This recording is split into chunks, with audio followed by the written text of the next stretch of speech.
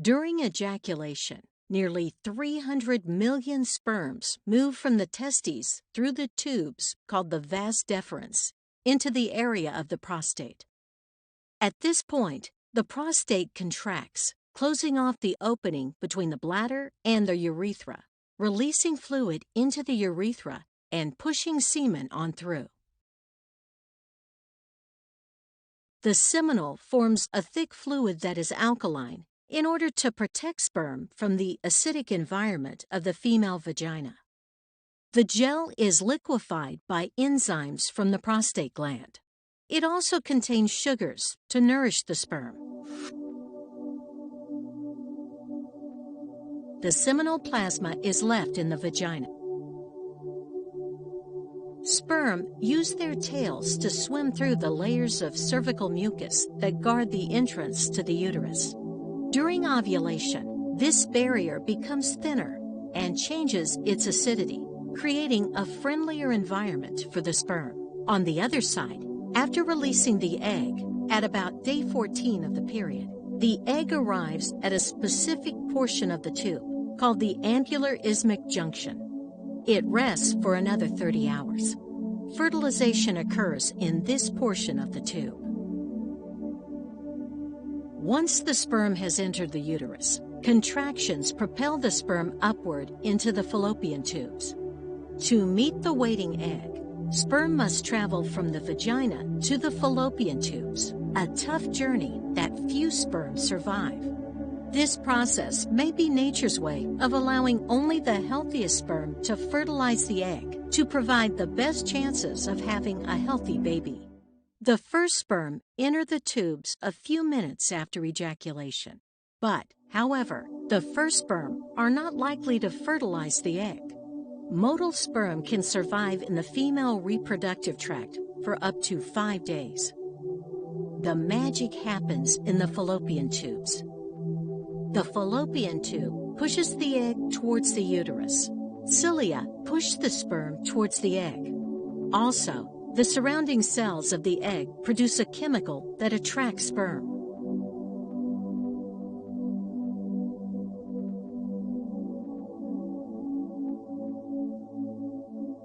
The sperm first burrow through the cells of the corona radiata.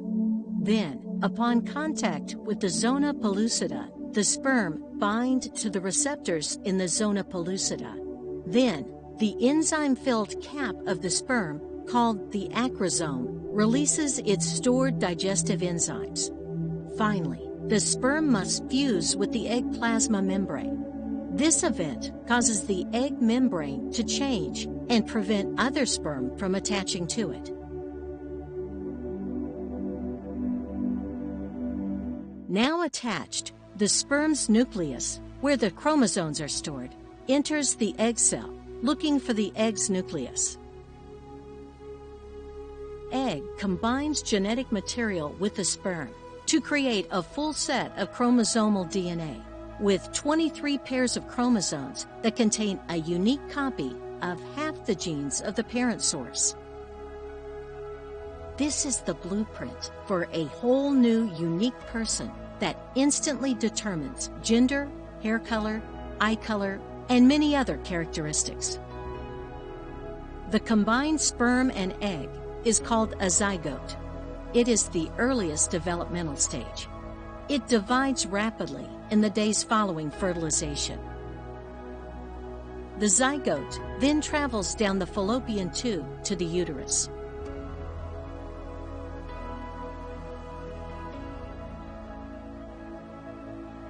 After fertilization, the zygote continues to divide and morph into a blastocyst ball of 16 cells, approximately 5 to 6 days after fertilization. It is smaller than the tip of a ballpoint pen. Only 20% to 30% of fertilized eggs will reach the blastocyst stage. Embryos that survive this stage of development have a high implantation potential once transferred into the uterine cavity. The blastocyst hatches out of its shell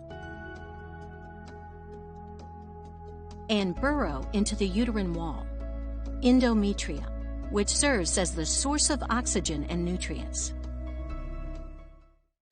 About 4 weeks from the beginning of the last period, near the next period, the blastocyst has begun to produce the pregnancy hormone to tell your ovaries to stop releasing eggs. From then on, the menstrual cycle pauses.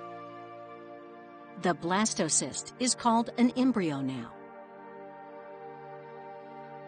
Home pregnancy test might be able to get a positive result. At week 5, the circulatory system, brain, and spinal cord are beginning to form, and the tiny heart will start to beat.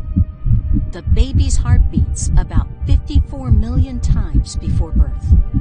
The placenta provides oxygen and nutrients to the growing baby and removes waste products from the baby's blood via the umbilical cord. The nose, mouth, and ears are starting to shape at week 6. At weeks 7 and 8, the embryo has doubled in size since last week's. Little hands and feet start to grow. At week 9 to 12 of pregnancy, the embryo is called a fetus. The baby is almost fully formed and has completed the most critical portions. The facial features are more recognizable. The fetus's head is rotated and bent towards the chest, and he can occasionally touch his face.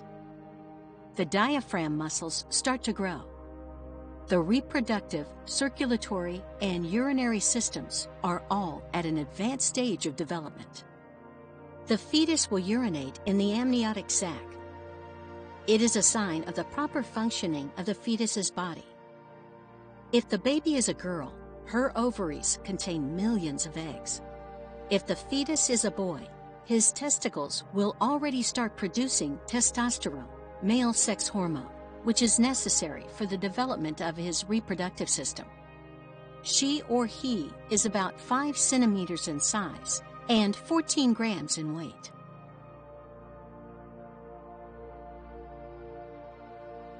She or he is growing and maturing until ready to birth.